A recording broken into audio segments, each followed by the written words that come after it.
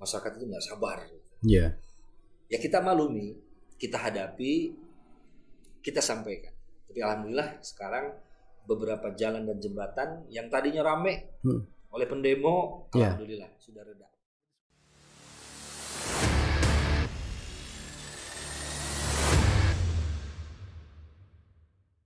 Assalamualaikum warahmatullahi wabarakatuh. Hai sahabat Cerdas Sukabumi, kembali lagi di Ruang Bicara Podcast Cerdas Sukabumi bersama saya host podcast kali ini Fauzi Ahmad, dan podcast ini adalah kerjasama dengan DPRD Kabupaten Sukabumi dengan program Adikarya. Dan di studio kami hari ini sudah hadir salah seorang anggota DPRD Kabupaten Sukabumi, yaitu Bapak Denny Gunawan selaku Ketua Komisi 2 DPRD Kabupaten Sukabumi.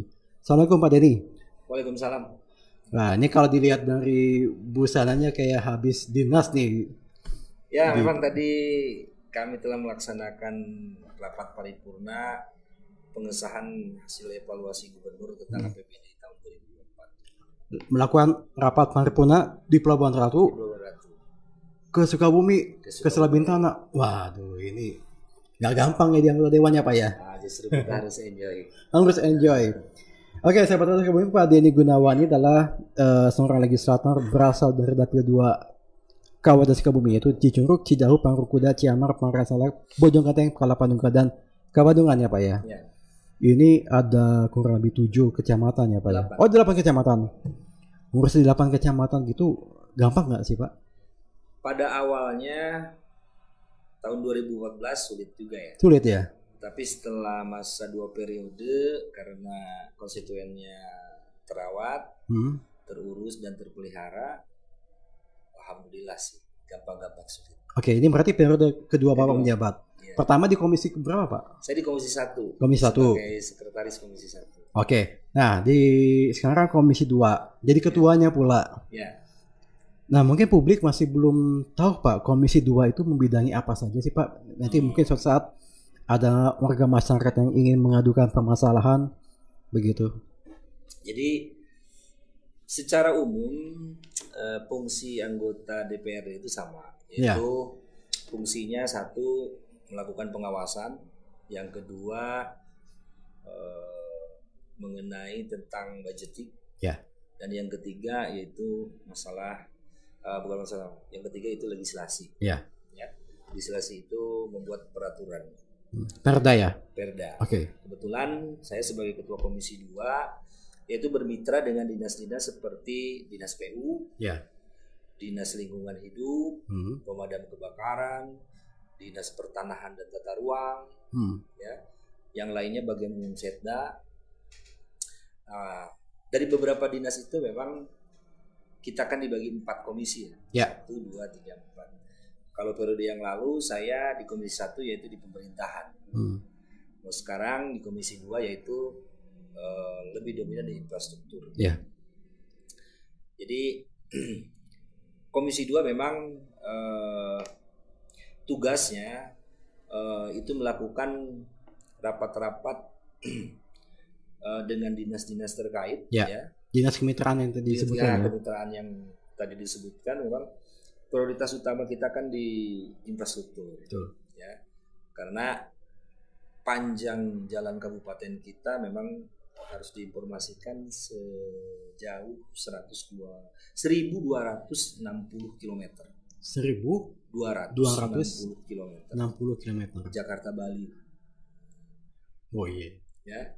Jadi pemerintah daerah ini harus memelihara jalan sepanjang itu kan disesuaikan dengan budget yang ada.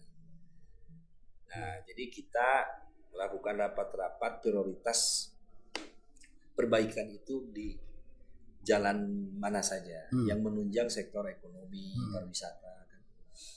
Nah, itu tugas-tugas Komisi 2 diantaranya seperti itu. Terus mencermati masalah lingkungan hidup. Ya, pencemaran-pencemaran yang dilakukan oleh pertambangan-pertambangan yang ada di Sukabumi Selatan. Nah, kita harus cermati, harus pantau bagaimana mereka cara memproduksi tambang itu sehingga tidak menyebabkan pencemaran terhadap lingkungan.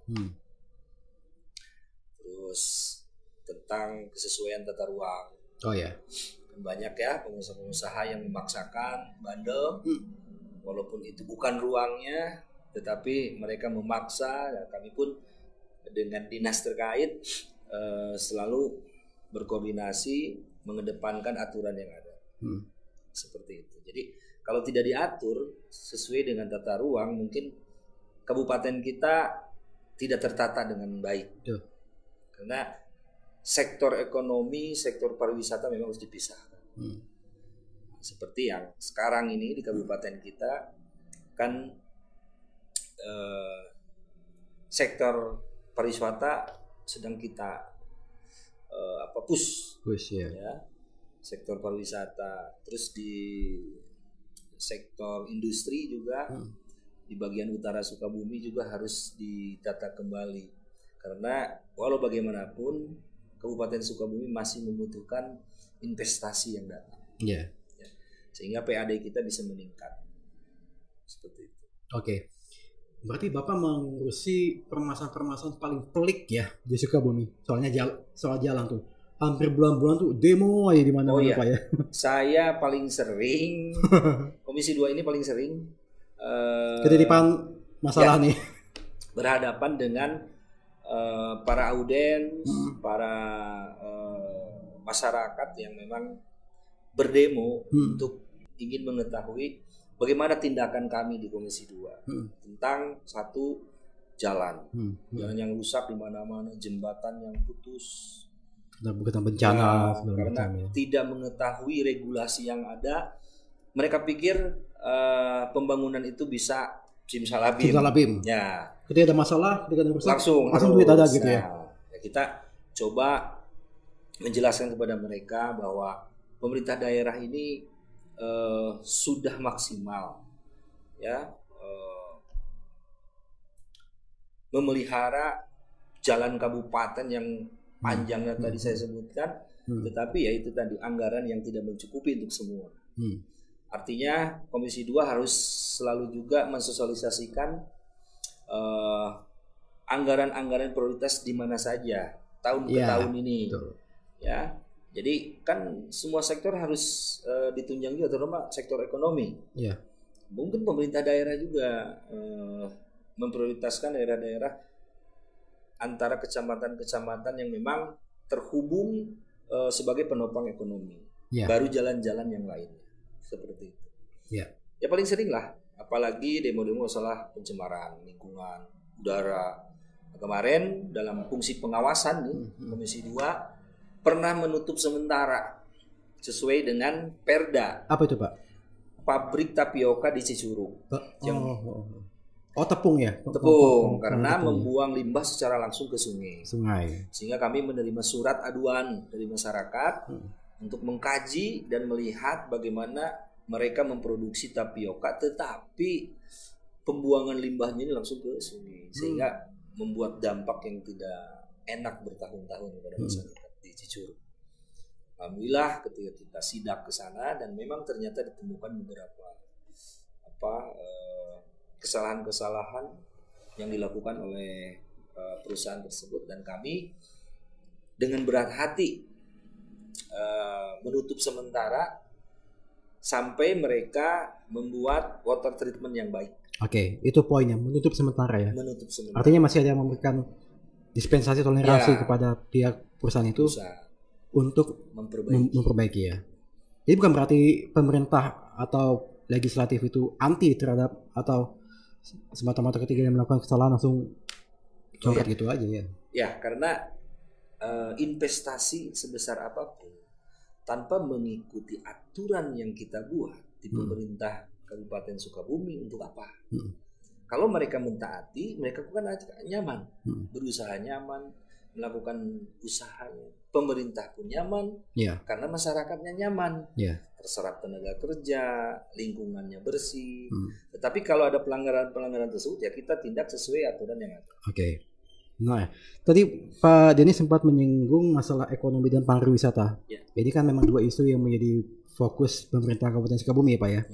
Dan beberapa waktu lalu ada kaitan juga dengan masalah lingkungan pantai di Loji itu ya. itu juga masih menjadi sorotan Komisi 2 juga ya Pak ya? Betul. Nah itu kalau boleh kami tahu bagaimana Komisi 2 memandang itu, sebab itu kan katanya sampahnya itu kan sampah kiriman ya, dibahasakan sampah kiriman. Berarti kan masalahnya kan harus dari hulu ke hilir gitu. Bagaimana Pak Komisi 2? Makanya itu harus ditegakkan aturan yang jelas. Komisi 2 sangat setuju dengan pernyataan Pak Bupati Pak Marwan Hamami ketika akan menindak tegas bagi pelaku usaha yang membuang limbahnya ke sungai. Nah ini memang ketika penutupan di Cicurug pun itu beriringan waktu, sehingga dengan Polres Sukabumi pun bergandengan tangan memeriksa semua perusahaan-perusahaan yang berindikasi, yang diindikasikan membuang limbahnya ke sungai. Atau melakukan pencemaran. Ini kan kalau tadi masalah sampah kan itu dari hulu ke hilir. Kalau masyarakat kita atau pelaku usaha kita sudah berdisiplin akan adanya aturan, ditegakkannya aturan, mungkin mereka tidak akan melakukan hal yang sama. Akhirnya kan dampaknya ke pantai-pantai kita di Pelabuhan Ratu. Bagaimana bisa menopang pariwisata sangat bagus ketika pantainya sangat kotor. Itu kan pemerintah sudah maksimal sebetulnya. Cuma itu tadi kehadiran perusahaan-perusahaan yang memang masih bandel atau pribadi dari masyarakat itu sendiri yang tidak berdisiplin, sehingga sampah itu menumpuk sampai di muara pantai. Itu ide sekali. Termasuk juga di aktivitas sebuah pabrik pengolahan batu juga ya. Di wilayah Cikemarga seperti itu juga ya. Sampai mengakibat airnya menjadi seperti itu. Baik, tapi tadi saya mau kembali lagi masalah jalan ini Pak. Mungkin total jalan di wilayah Kabupaten Sukabumi itu mungkin perlu juga masyarakat diketahui persentasenya Pak. Mana yang jalan kabupaten, berapa persen, mana yang jalan provinsi, berapa persen, dan jalan nasional. Sebab ini kan ketika ada demo-demo misalkan di jalan kayak jalan Sukabumi Bogor itu kan jalan statusnya kan beda ya. Beda. Jadi kan kalau ngadunya ke Pemkab agak kurang nyambung begitu ya. Bagaimana Pak? Jadi gini, sepanjang 1260 km itu memang panjangnya jalan kabupaten kita. Kabupaten doang itu? Kabupaten doang. Astaga. Kalau jalan nasional dari provinsi, mungkin informasi panjangnya mungkin ada di provinsi. Tapi di panjangan mana Pak kira-kira? Panjangan kita lah. Kabupaten? Iya. Oh gitu. 1260 km kalau jalan nasional kan kita masih bisa menghitung antara dari perbatasan Cicurug sampai Sukalarang. Itu nasional. Kalau provinsi mungkin ada yang masuk ke daerah kita ya sedikit jalan Sogarante, terus ada juga yang pelabuhan. Tapi panjangnya kabupaten itu luar biasa. Sangat luar biasa karena setiap kecamatan punya jalan kabupaten. Yang menghubungkan antara kecamatan, 47 kecamatan. Makanya ketika dihitung itu panjangnya ya dari Jakarta sampai ke Bali 1260. Iya, dan pada akhirnya kan DPRD itu menjadi istilahnya penentu terhadap produk yang mau dikeluarkan oleh Pemda kan, eksekutif. Masuk akal nggak anggaran sekian begitu ya? Bagaimana melihatnya itu Pak? Dari anggaran yang tersedia yang dikelola oleh Dinas PU ini baru bisa mengcover 10% dari panjangnya 1260. Nah, itu nggak cukup katanya. Nggak cukup, makanya harus cermat sekali Dinas PU ini menentukan. Ya, makanya pada rapat-rapat dengan Komisi 2 selalu menyampaikan. Pertama menyampaikan dulu rencana anggaran yang akan diturunkan ke jalan mana saja. Mungkin di Kabupaten Sukabumi ini kan harus ada prioritas. Kalau saya waktu itu setuju dengan prioritas-prioritas di jalan-jalan pariwisata dan penghubung perekonomian. Oh iya. Gitu. Yang sifatnya seperti itu ya. Ya, sifatnya seperti itu, kami selalu memprioritaskan. Ngomong-ngomong masalah Dinas PU ini kan sekarang terjadi transisi ini ya Pak ya. Dan PU juga tampaknya menutup kinerjanya di tahunnya cukup baik ya. Ya. Kalau kita bisa melihat terbukti dengan beberapa jembatan yang dibangun ini ya. Betul. Kayak gitu. Banyak sekali jembatan-jembatan yang sudah selesai tepat waktu yang dibangun oleh Dinas PU. Terakhir itu ada di jalan yang diresmikan ya, diresmikan. Terakhir itu di Cinumpang. Ya, jembatan MH ya. Ya, terus banyak lagi jembatan-jembatan penghubung ekonomi lainnya seperti di Jalan Cidahu. Ya. Jalan penghubung 3 kecamatan. Terus jembatan-jembatan besar lainnya juga alhamdulillah diselesaikan dengan baik. Termasuk jembatan Lalai yang beberapa bulan lalu sempat dipersoalkan gitu ya. Sudah ada penanganannya walaupun sempat viral. Apa itu dilengkapi lampu-lampu itu ya? Ya, itu menandakan bahwa pemerintah daerah tidak diam. Iya. Tetapi itu tadi kita terbentur oleh regulasi. Ketika itu merupakan tanggung jawab yang memang anggarannya juga sangat besar, sehingga kita meminta bantuan provinsi.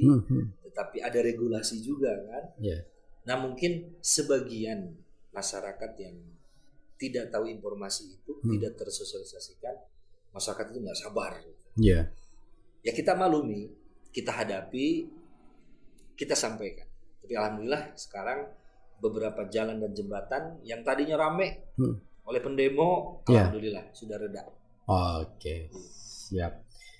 Baik, sahabat Sukabumi, menarik sekali perbincangan saya dengan Pak Denny Gunawan selaku Ketua Komisi 2 daripada Kabupaten Sukabumi mengenai apa yang ada di Komisi 2 ini.